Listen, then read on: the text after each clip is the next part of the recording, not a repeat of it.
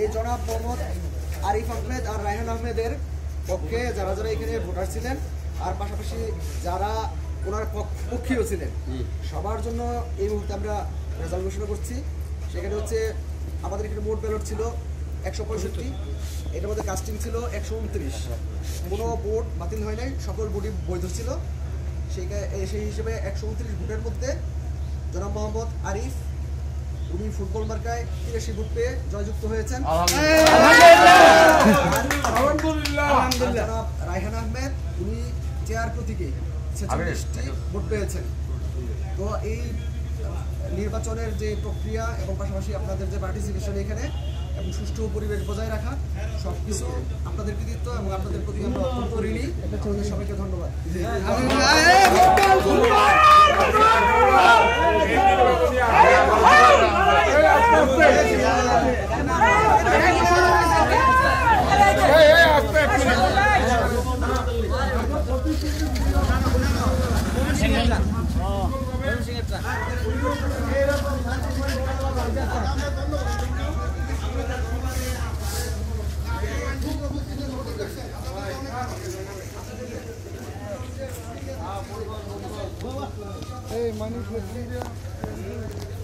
football